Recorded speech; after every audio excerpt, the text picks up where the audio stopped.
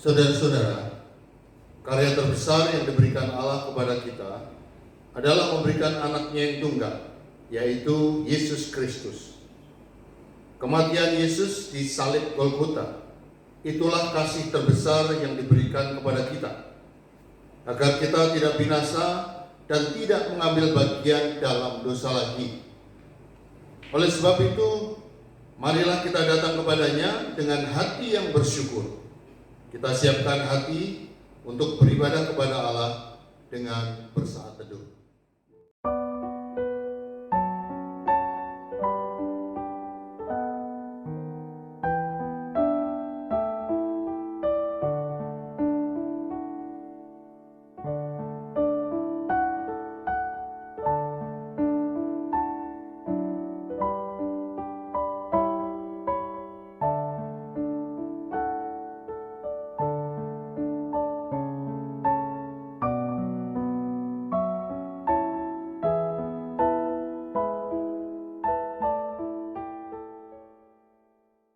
Hari ini kita mengingat kematian Tuhan Yesus di salib.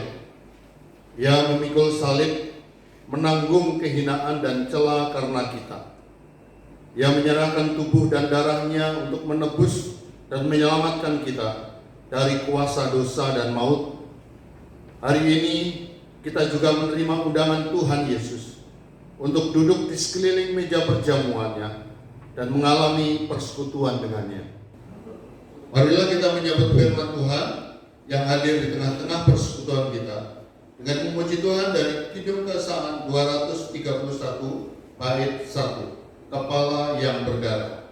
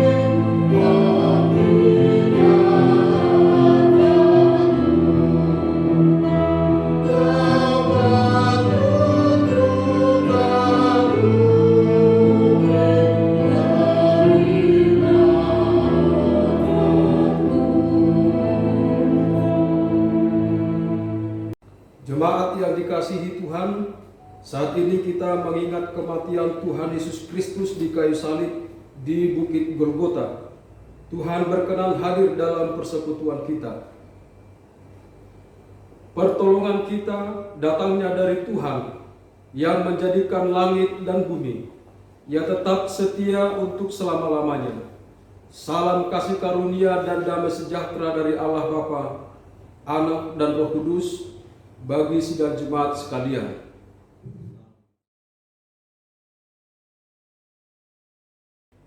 Nats pembimbing di dalam ibadah Jumat Agung ini terambil dari Matius 16 ayat 24. Demikian bunyi firman Tuhan. Lalu Yesus berkata kepada murid-muridnya, "Setiap orang yang mau mengikut aku, ia harus menyangkal dirinya, memikul salibnya, dan mengikut aku." Kita sambut dengan memuji dari nyanyian Kidung Kesamaan 231 bait 7, Engkaulah perlindungan di saat ajalku. Salibmu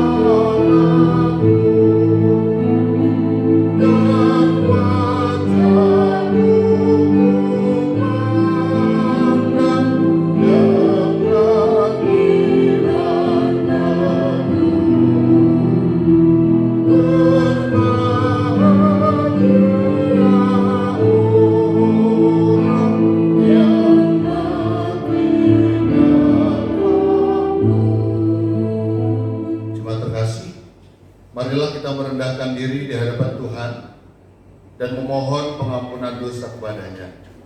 Mari kita mengakui dosa secara pribadi.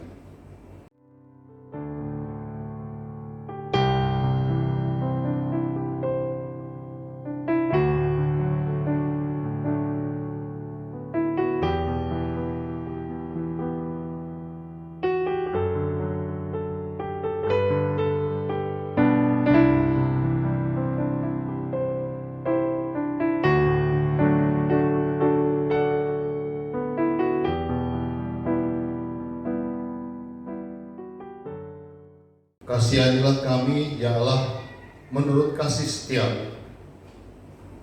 Hapuskanlah pelanggaran-pelanggaran kami menurut rahmat-Mu yang besar. Bersihkanlah kami seluruhnya dari kesalahan kami, dan tahirkanlah kami dari dosa. Sebab kami sendiri sadar akan pelanggaran kami. Kami senantiasa bergumul dengan dosa-dosa kami.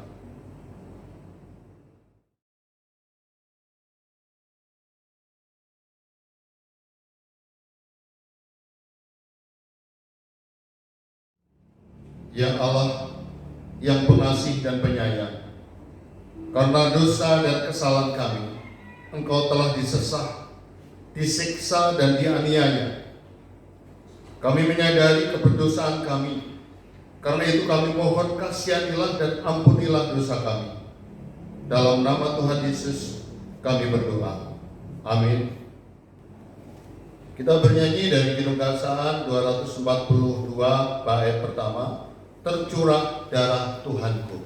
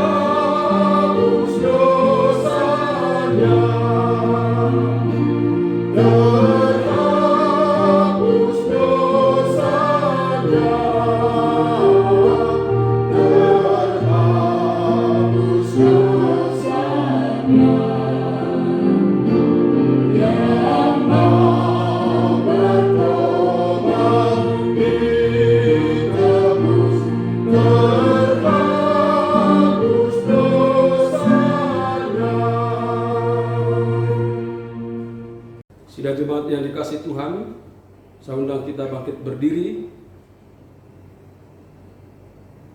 Berita anugerah bagi kita. Kepada setiap orang yang telah mengaku dosa dan bertobat, disampaikan berita anugerah pengampunan seperti tertulis dalam Yesaya 44 ayat 22. Demikian sabda Tuhan. Aku telah menghapus segala dosa pemberontakanmu, seperti kabut diterbangkan angin, dan segala dosamu seperti awan yang tertiup. Kembalilah kepadaku, sebab aku telah menebus engkau. Berdasarkan firman Tuhan itu, sebagai pelayan Yesus Kristus, saya memberitakan bahwa pengampunan dosa telah berlaku dalam nama Bapa dan Anak dan Roh Kudus.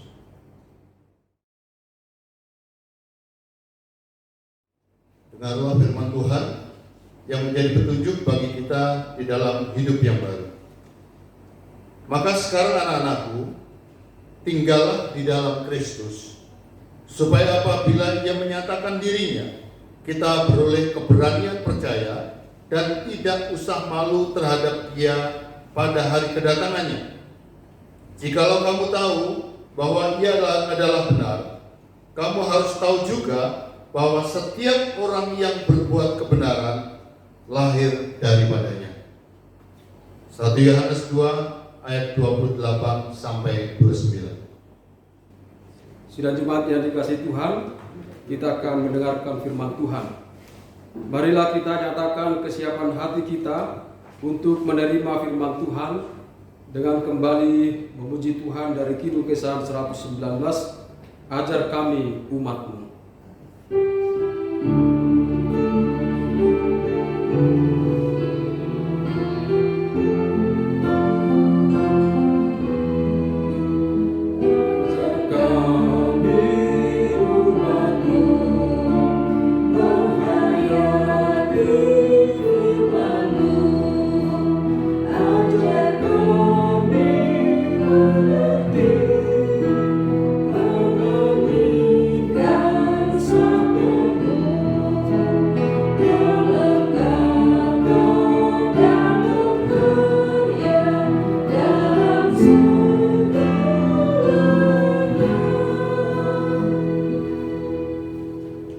Mari kita berdoa.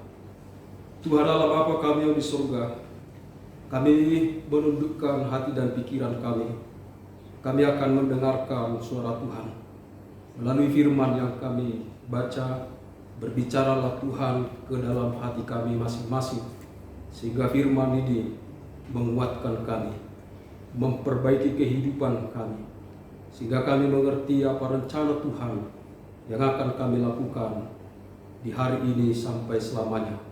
Berfirmanlah Tuhan, kami siap mendengar. Di dalam Yesus Kristus firman yang hidup kami berdoa. Tuhan menyertai saudara. Amin. Pembacaan firman Tuhan dalam ibadah Jumat Agung pada hari ini didasarkan pada Injil Yohanes 19 ayat 28 sampai ayat yang ke-30. Saya bacakan untuk kita semua Yohanes 19 ayat 28 sampai 30. Demikian firman Tuhan. Sesudah itu, karena Yesus tahu bahwa segala sesuatu telah selesai, berkatalah ia, supaya genaplah yang ada tertulis dalam kitab suci. Aku haus. Di situ ada suatu bekas penuh anggur asam. Maka mereka mencucukkan bunga karam yang telah dicelupkan dalam anggur asam pada sebatang hisop, lalu mengunjukkannya ke mulut Yesus. Sesudah Yesus meminum anggur asam itu, berkatalah ia, sudah selesai. Lalu ia menundukkan kepalanya dan menyerahkan nyawanya. Demikianlah firman Tuhan. Terpujilah Tuhan Yesus Kristus. Hendaklah firman Tuhan diam dengan segala kekayaannya, serta menetap di antara kamu, dan ucaplah syukur kepada Allah. Hosiana. Hosiana. Hosiana.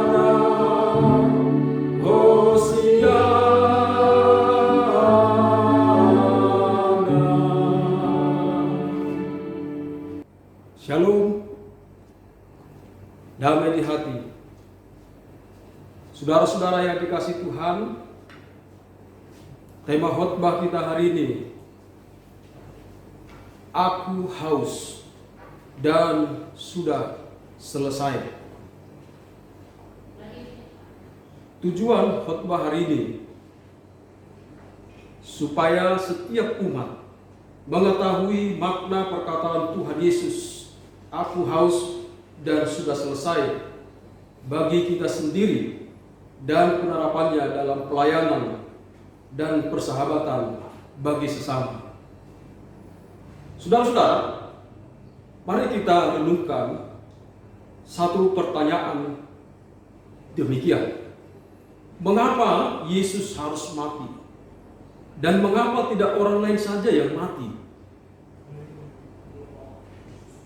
Jawabannya, saudara-saudara, Yesus harus mati karena tidak ada satupun manusia yang bisa menjadi penebus dosa sesuai dengan kehendak Allah. Karena semua manusia telah berdosa dan kehilangan kemuliaan Allah. Dosa itu bukan hanya urusan saya dengan orang, tetapi dosa itu urusannya langsung kepada Allah.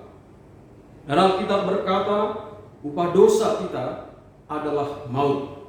Jadi tidak mungkin manusia bisa menjadi penebus dosa dan pemberi hidup yang kekal. selain Yesus Kristus. Di satu sisi Allah murka terhadap perbuatan dosa manusia. Namun di sisi lain Allah juga mengasihi manusia. Kematian Yesus merupakan bukti bahwa betapa besarnya kasih Allah kepada manusia.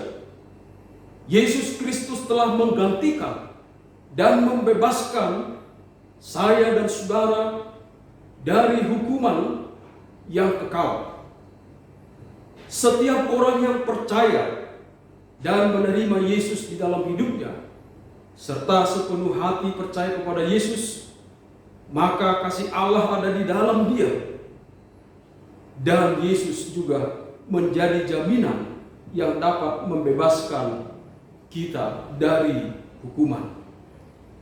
Saudara-saudara yang dikasihi Tuhan, ketika kita menyaksikan kekejaman serdadu-serdadu Romawi, maka muncul pertanyaan, apakah Yesus mati karena kekejaman serdadu-serdadu Romawi ini? Alkitab menjawab tidak. Yesus Kristus mati bukan karena kekejaman serdadu-serdadu Romawi, melainkan karena menggenapi rencana atau janji Allah yang sudah ditetapkan sejak semula untuk mengasihi serta menebus manusia ciptaannya yang telah jatuh ke dalam dosa dan memberontak kepada Allah.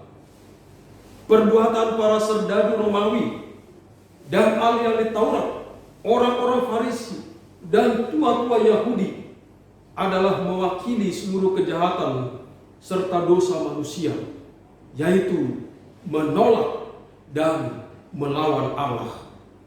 Itu sebabnya Yesus tidak melakukan pembalasan terhadap Pilatus, terhadap para serdadu Romawi, terhadap ahli-ahli Taurat dan orang-orang Farisi, bahkan terhadap Yudas Iskariot. Yesus tidak membutuhkan pembelaan dari manusia atas penderitaan atau penyiksaan yang dialaminya. Kita tidak perlu menyalahkan, membenci, dan melakukan perlawanan kepada mereka yang menyiksa Yesus.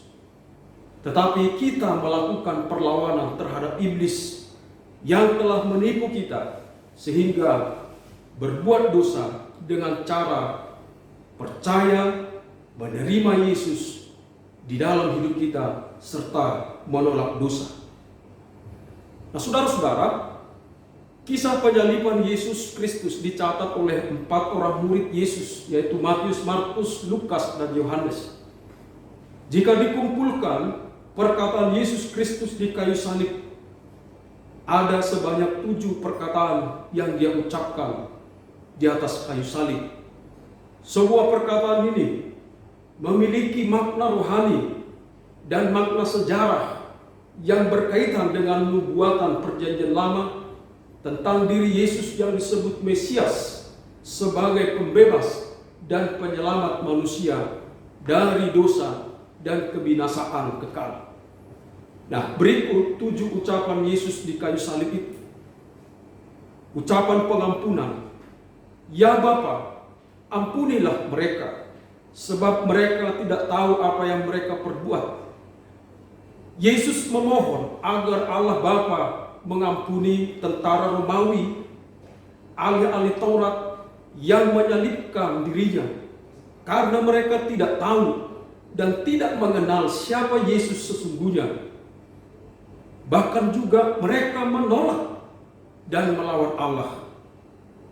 Ucapan yang kedua, aku berkata kepadamu, sesungguhnya hari ini jika engkau akan ada bersama-sama dengan aku di dalam Firdaus.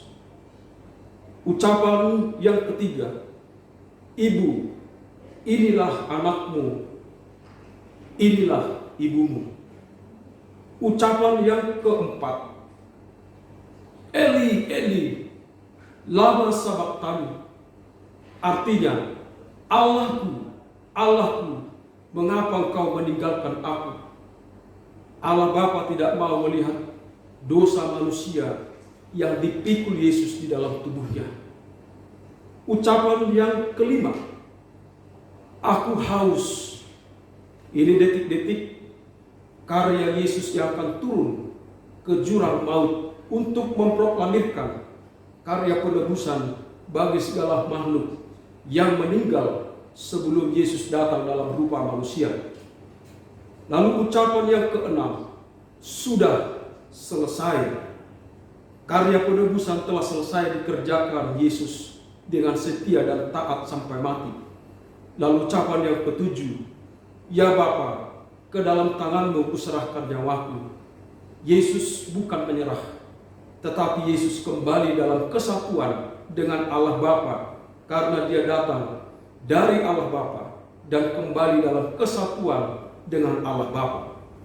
Dari ketujuh ucapan ini, hanya dua yang akan kita bahas. Kita kembali di kitab Yohanes yang kita baca. Apa makna perkataan Yesus menurut Injil Yohanes ini?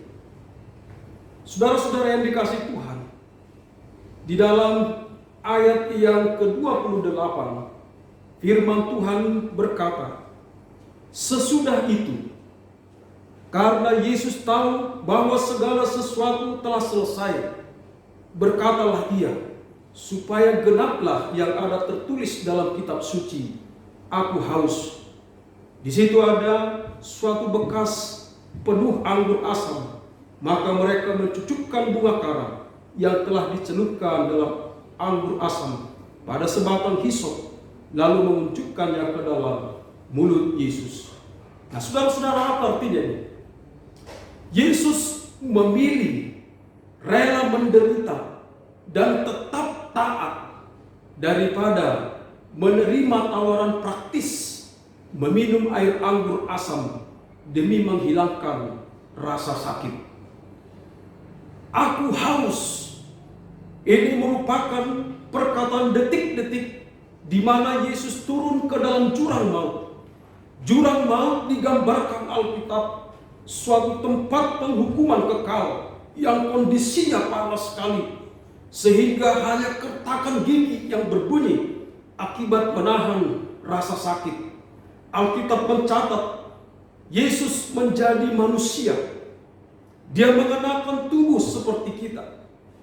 Di dalam tubuh daging itulah Yesus menaklukkan dan menghancurkan kuasa dosa yang bersatu di dalam daging manusia.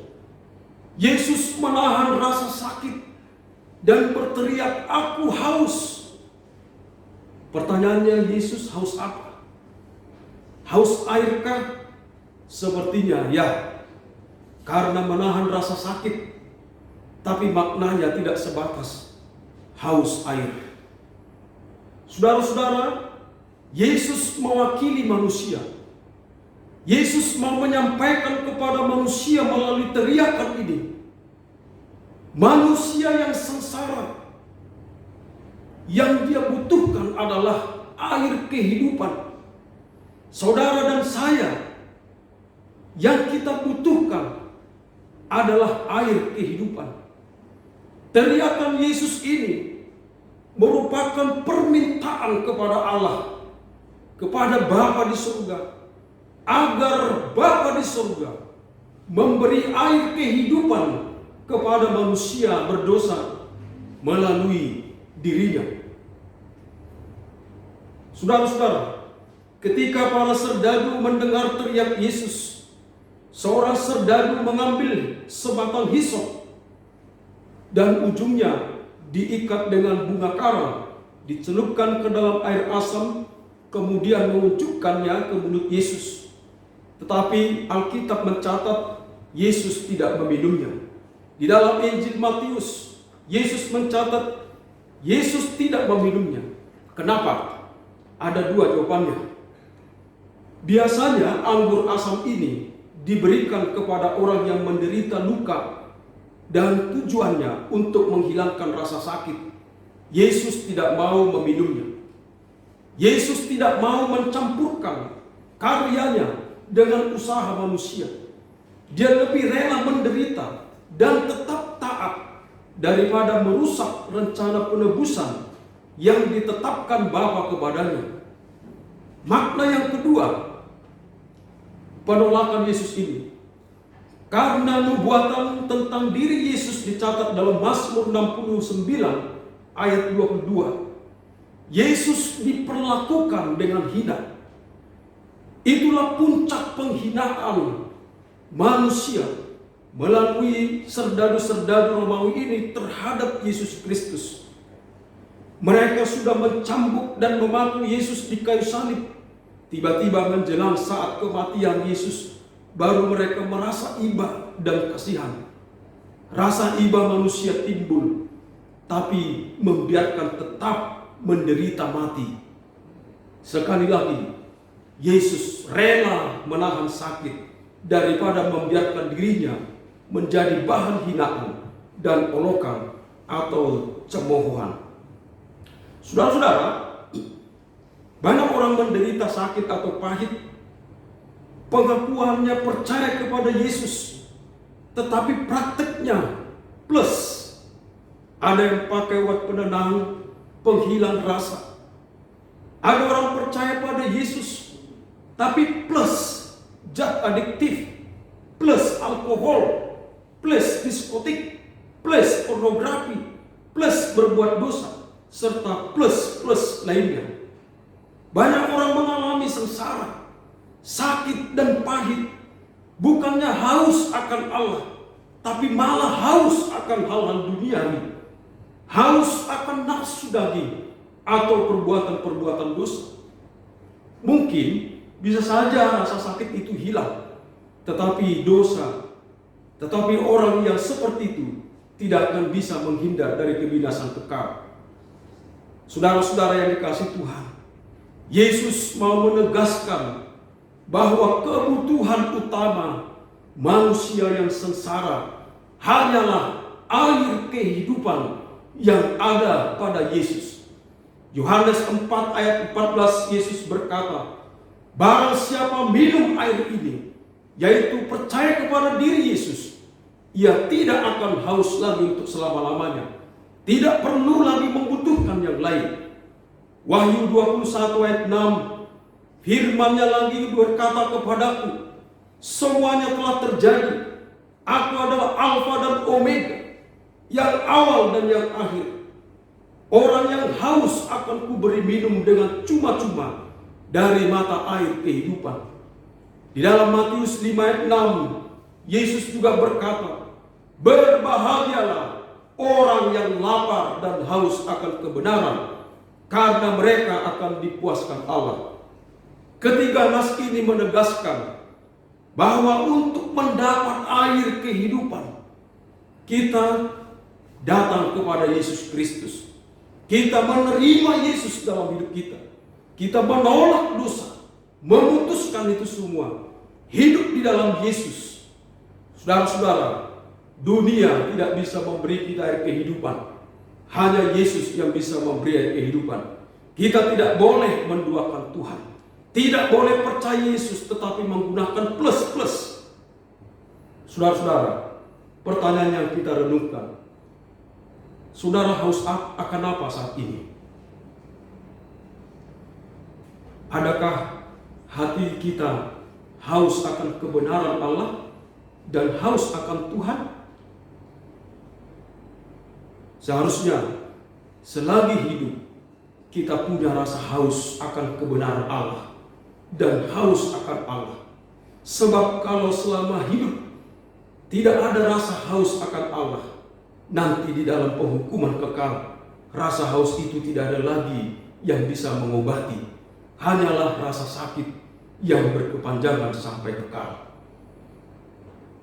Saudara-saudara, makna yang kedua dari perkataan Tuhan Yesus di kayu salib ini, di dalam ayat yang ke-30, firman Tuhan berkata, sesudah Yesus meminum anggur asam itu, berkatalah ia, sudah selesai.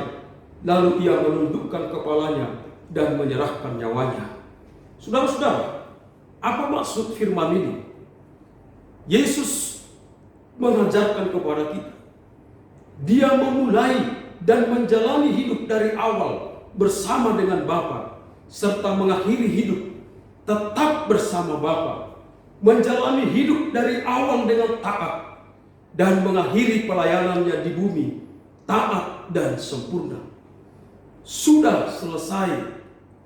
Ketika dia ucapkan, lalu dia serahkan hidupnya ke dalam tangan Bapanya, dan saat itu terbelahlah tabir bait suci, terjadi gempa bumi, bukit-bukit terbelah, kuburan-kuburan terbuka, dan mayat orang kudus lalu bangkit.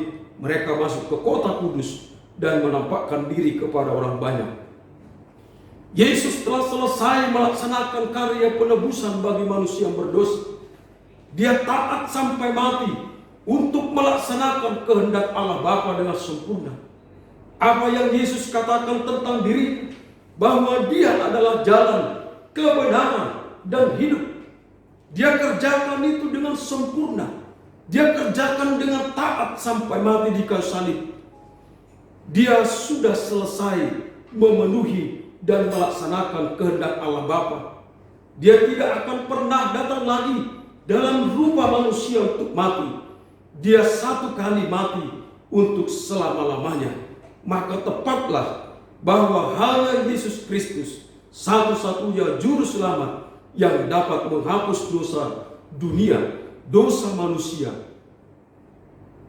Saudara-saudara, pertanyaan bagi kita, apakah kita bisa menjalani hidup ini dengan mengawali hidup di dalam Yesus dan mengakhiri juga tetap di dalam Yesus?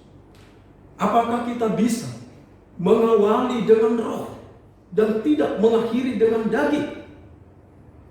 Saudara-saudara, melalui perkataan Tuhan di atas kayu salib ini, Dia mau menegaskan kepada kita bahwa Dia tidak mau setiap orang yang percaya kepadanya mengakhiri perjalanan hidup atau pelayanan dengan hidup terus di dalam kedagingan, apalagi meninggalkan Tuhan Yesus Kristus.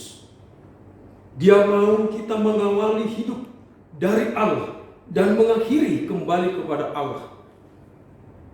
Waktu Dia datang ke dalam dunia, Dia ada di dalam Bapa, Bapa di dalam Dia, dan mengakhiri hidup juga Dia tetap di dalam Bapa. Oleh sebab itu, saudara-saudara, Yesus mau bahwa kita tidak bisa hidup tanpa Allah. Tuhan mau kita hidup harus tetap di dalam Dia. Mengakhiri hidup dengan melepaskan Tuhan akan berakhir pada kematian kekal. Tetapi hidup sampai akhir di dalam Tuhan Yesus akan mengalami kehidupan kekal. Nah, saudara-saudara, marilah kita menerima Yesus Kristus di dalam hidup, menghargai dan memuji karyanya yang sempurna, menebus kita dari dosa. Hiduplah di dalam Yesus sampai mati, karena pasti akan hidup bersama Dia selama-lamanya. Tetaplah hidup di dalam Yesus, sekalipun menderita, daripada memilih tawaran dunia yang bertolak belakang dengan firman Allah dan kehendak Allah, apalagi menjauhkan kita dari Tuhan. Setialah mengikut Yesus, berilah pelayanan yang baik sebagai ucapan syukur kita atas kebaikan Yesus sampai mati. Jangan lagi mengambil bagian dalam dosa yang sudah dikalahkan Yesus, yang sudah dibenci oleh Allah.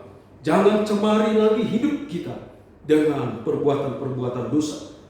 Hiduplah bagi Yesus dan pakailah hidup untuk memuliakan Yesus dan melakukan kebenaran serta kasih yang murni.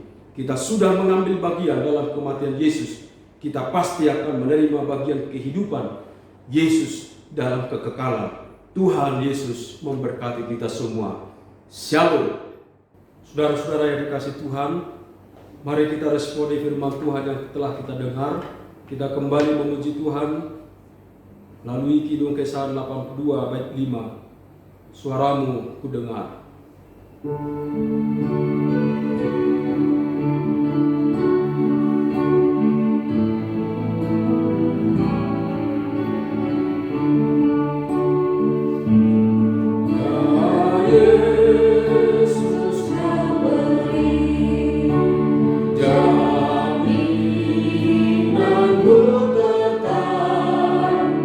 Kepada orang beriman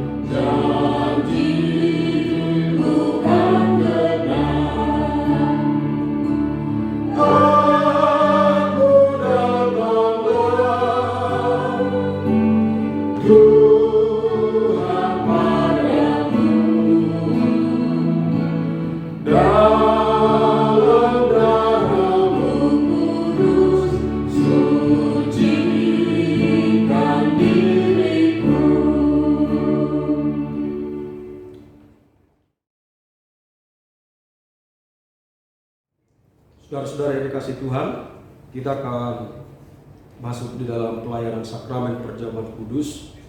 Bapak Ibu Saudara-saudara, apakah perlengkapan perjamuan kudus sudah tersedia di depan atau di meja Bapak Ibu?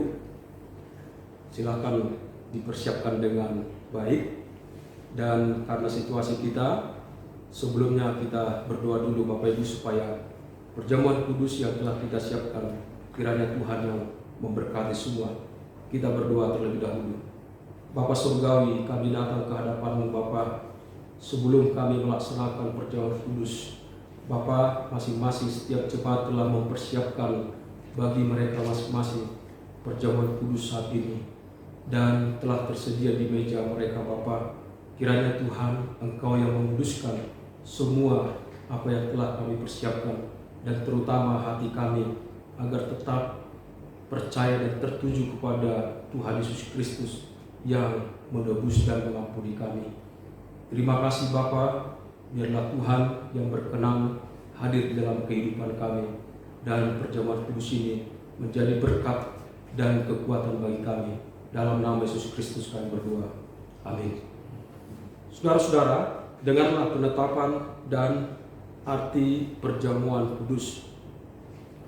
Perjamuan kudus adalah ketetapan Tuhan Yesus Kristus sebagai tanda persekutuan Tuhan Yesus dengan jemaatnya. Ini sesuai firman yang berkata, bukankah cawan pengucapan syukur yang atasnya kita ucapkan syukur adalah persekutuan dengan darah Kristus? Bukankah roti yang kita pecah-pecahkan adalah persekutuan dengan tubuh Kristus? Di dalam 1 Korintus 10 ayat 16, yang dijadikan tanda adalah roti dan air teh sebagai pengganti anggur yang diberikan kepada orang yang percaya kepadanya sebagai makanan dan minuman. Roti yang dipecah-pecahkan dan air anggur atau air teh yang kita gunakan, yang dicurahkan, ini merupakan yang pertama sebagai lambang tubuh Tuhan Yesus Kristus yang dianiaya dan dibunuh serta darahnya yang dicurahkan karena dosa kita. Yang kedua, melambangkan tubuh Tuhan kita Yesus Kristus yang menjadi kehidupan kita, karena Dia telah menjadi kurban penebusan dosa kita, sehingga kita diterima di hadapan Allah yang Maha Kudus, bahkan diberi keselamatan dan hidup yang kekal. Yang ketiga, melambangkan Kristus yang menjadi kehidupan kita, yang perlu kita makan dan kita minum. Artinya kita terima dan kita pegang dengan iman yang tulus, sehingga hidup kita dipenuhi oleh Tuhan Yesus Kristus. Sebagaimana firman Tuhan berkata, namun aku hidup, tetapi bukan lagi aku sendiri yang hidup, melainkan Kristus yang hidup di dalam aku. Galatia 2 ayat 20a. Yang keempat, perjamuan kudus melambangkan persekutuan kita dengan saudara-saudara seiman di dalam Kristus. Sebagaimana firman yang berkata, karena roti adalah satu, maka kita sekalipun banyak adalah satu tubuh, karena kita semua mendapat bagian dalam roti yang satu itu. 1 Korintus 10 ayat yang ke-17. Kita bernyanyi memuji Tuhan dari Kidung Psalm 236 bait yang kedua, menjulang nyata atas bukit Kala.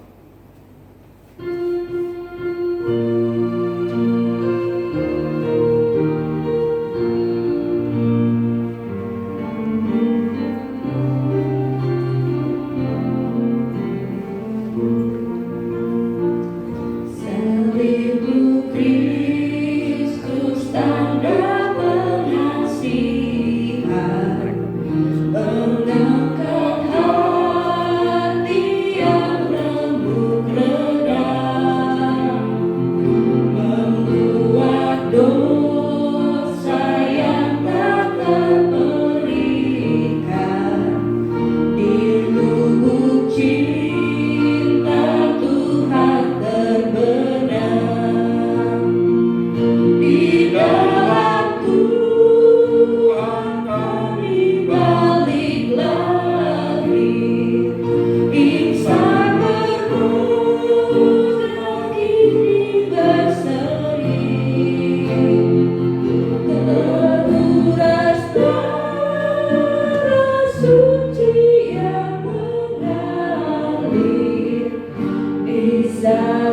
pada bukit Kalvari.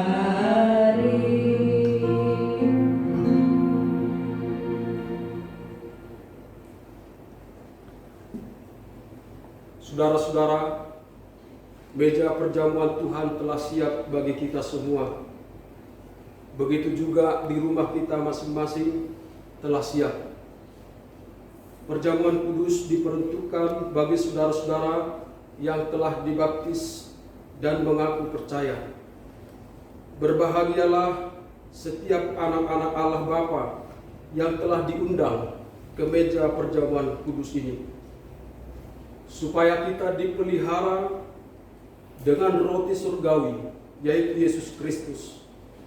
Janganlah kita melekat pada roti dan air, teh, pengganti anggur yang kelihatan ini, tetapi marilah kita menerimanya dengan iman yang tertuju kepada Yesus Kristus, Tuhan dan Juru Selamat kita. Marilah kita membuka hati untuk menerima satu sama lain dengan kasih Tuhan. Mari kita saling mengampuni, sehingga persekutuan kita dalam meja perjamuan Tuhan mendapat damai. Mari kita mengundang dalam hati kita damai Kristus yang telah membangun persekutuan ini. Damai Kristus yang akan selalu mendamaikan kita dengan sesama. Bapak Ibu yang dikasihi Tuhan, di rumah boleh berjabat tangan dan sambil berkata, damai sejahtera bagimu. Damai sejahtera bagimu. Damai sejahtera bagimu.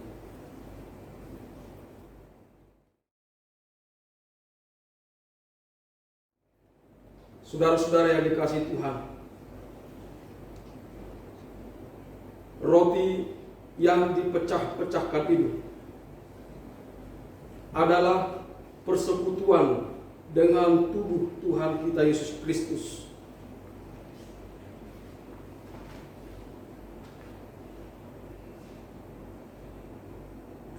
Ambillah.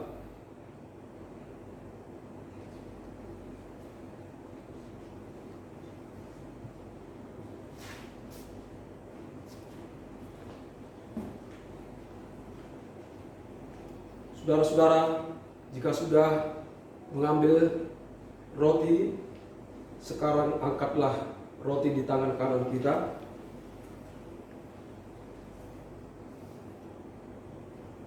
Ingatlah dan percayalah bahwa tubuh Tuhan kita Yesus Kristus telah dipecah-pecahkan untuk pengampunan segala dosa-dosa kita.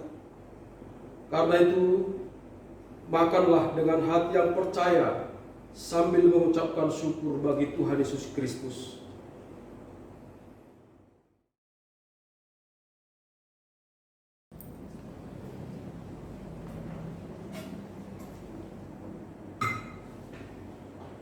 Saudara-saudara, anggur yang tercurah ini adalah persekutuan dengan darah Kristus.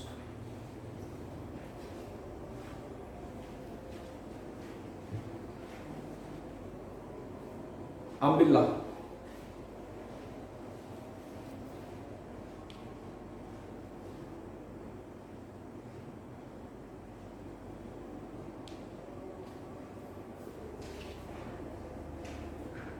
Angkatlah cawan di tangan kanan.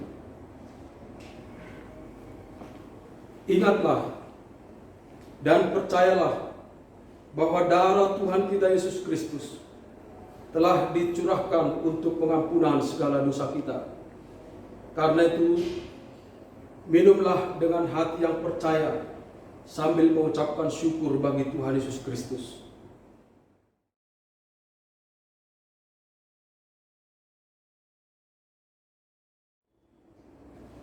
Terimalah berkat-Nya.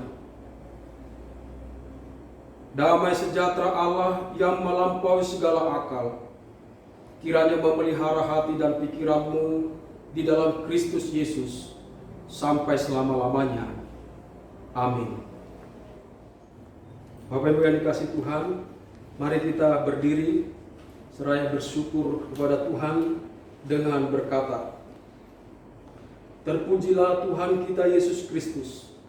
Meskipun Ia kaya, tetapi Ia bersedia menjadi miskin dan diam di antara kita. Ia menyembuhkan dan memulihkan umat-Nya."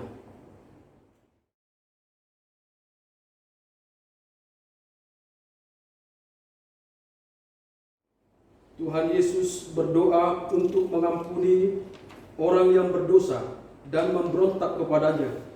Ia tetap mengasihi sampai akhir.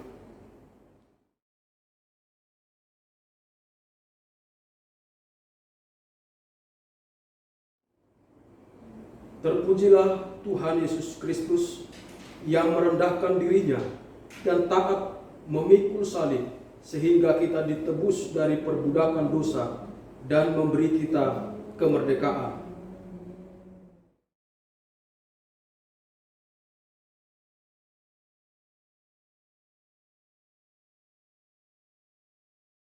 Bapak Ibu Saudara-saudara, setelah kita menerima berkat perjamuan kudus, maka kini saatnya kita membawa persembahan kita sebagai tanda syukur kita kepada Tuhan.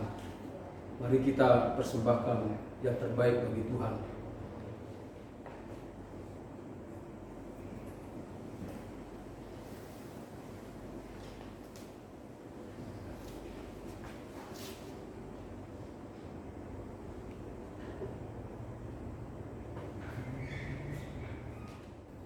Bersama dengan umat Tuhan di segala waktu dan tempat, marilah kita berdiri untuk mengucapkan pengakuan iman rasuli.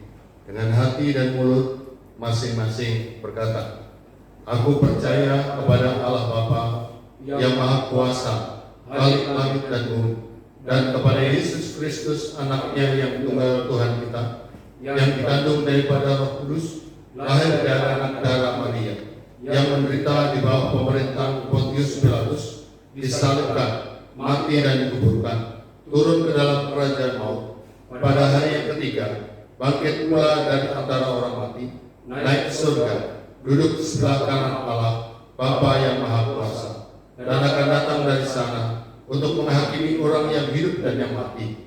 Aku percaya kepada Roh Kudus, gereja yang kudus dan am, persekutuan orang kudus, pengampunan dosa, kebangkitan daging, dan hidup yang kekal."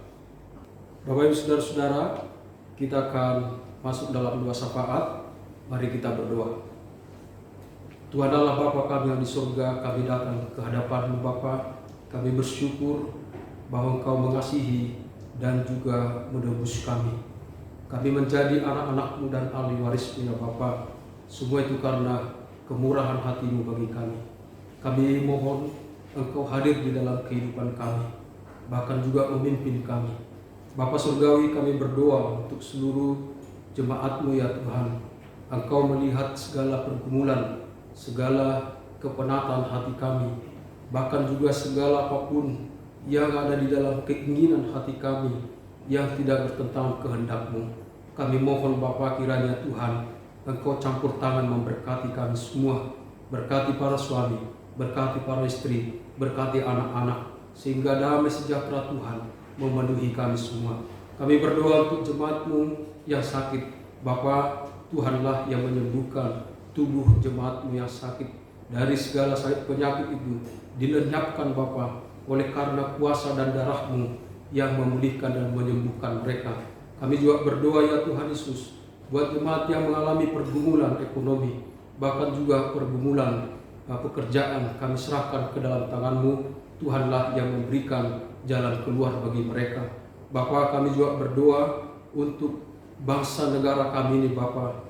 Engkau melihat pergumulan kami saat ini. Kami berdoa Bapa, kiranya Tuhan yang menghalau, bahkan melenyapkan dan menghentikan virus yang terjadi di tengah bangsa kami, bahkan di negara-negara di tempat lain juga. Kiranya Tuhan Engkau mengampuni manusia, Engkau mengampuni bumi ini Bapa, sehingga kami terbebas dari segala virus ini ya Tuhan. Tetapi kehendak-Mu lah yang jadi Bapa. Kami berdoa Tuhan Yesus untuk pemerintah kami, bahkan para dokter yang menangani pasien-pasien yang terkena musibah atau bencana ini Bapa. Kiranya Tuhan memberi hikmat kepada mereka. Tuhan melindungi perawat-perawat, para dokter, sehingga mereka di dalam perlindungan Tuhan, mereka bisa melakukan tindakan medis dengan tepat. Dan kami doakan juga Bapa, setiap korbannya Tuhan, bahkan setiap orang-orang yang mengalami musibah ini Bapa, Tuhan Yesus, Engkaulah yang menyembuhkan mereka Tuhan. Terima kasih Bapa, kami serahkan semuanya bangsa kami dalam tangan-Mu, serta pergumulannya di tengah-tengah kondisi yang kami hadapi ini. Tuhan yang campur tangan bagi kami. Tuhan Yesus, terima kasih Bapa. Kami doakan lingkungan kami Tuhan, setiap rumah jemaat-Mu, lingkungan di jemaat-Mu. Kami mohon Tuhan, darah Yesus Kristus yang menguduskan, darah Yesus Kristus yang menghalau segala virus apapun, sehingga setiap rumah jemaat-Mu, bahkan lingkungan kami, terpelihara, terlindungi dari segala bahaya ini ya Bapa. Terima kasih Tuhan, kami bersyukur Bapa atas pemeliharaan baik kami. Inilah doa kami Bapa, kami mohon di hadirat-Mu, Tuhan Yesus Kristus yang memberkati kami semua. Dalam nama Yesus Kristus kami berdoa, dan berdoa seperti yang Kau ajarkan kepada kami. Bapa kami yang di surga, dikuduskanlah nama-Mu, datanglah kerajaan-Mu, jadilah kehendak-Mu di bumi seperti di surga. Berilah kami pada hari ini makanan kami yang secukupnya, dan ampunilah kami akan kesalahan kami, seperti kami juga mengampuni orang bersalah kepada kami. Dan janganlah membawa kami ke dalam pencobaan, tetapi lepaskan kami daripada yang jahat, karena Engkaulah yang punya kerajaan, dan kuasa, dan kemuliaan, sampai selama-lamanya. Amin. Sidang jemaat, setelah kita menerima perjamuan kudus, sekarang tiba saatnya kita akan memberikan persembahan syukur. Marilah kita mengucap syukur kepada Tuhan dengan memberi persembahan sambil mengingat pesan Alkitab yang terdapat dalam Roma 12 ayat 1 yang demikian. Karena itu, saudara-saudara, demi kemurahan Allah, aku menasihatkan kamu supaya kamu mempersembahkan tubuhmu sebagai persembahan yang hidup, yang kudus, dan yang berkenan kepada Allah. Itulah adalah ibadahmu yang sejati. Tuhan memberkati persembahan kita. Sementara kita memberikan persembahan, kita memuji Tuhan dari Kidung Keesaan nomor 378, bait yang pertama. Ingatlah, ingatlah, dan seterusnya.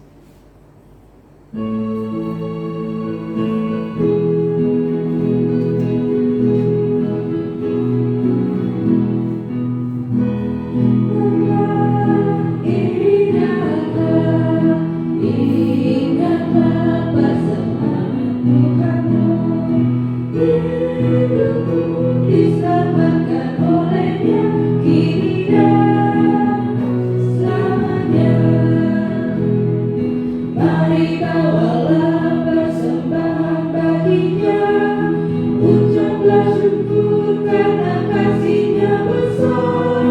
Oh, beri kepadanya persembahanmu.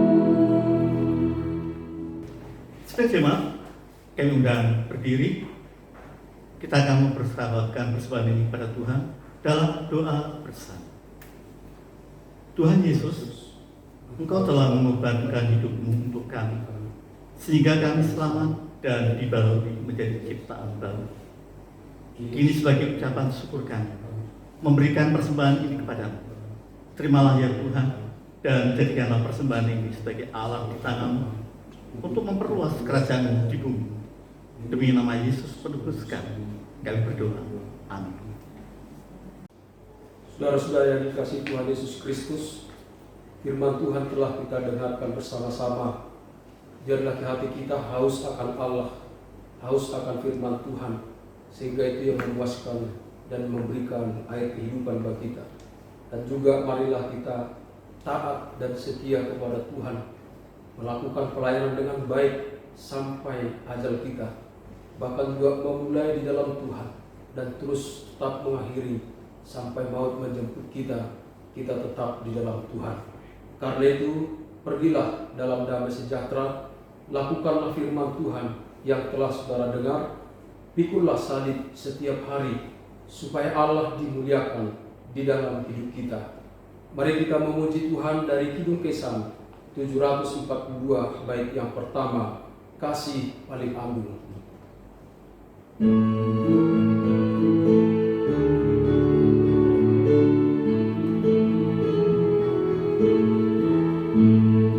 Kasih paling agung dari Tuhanku, kini ku sadari di dalam hatiku.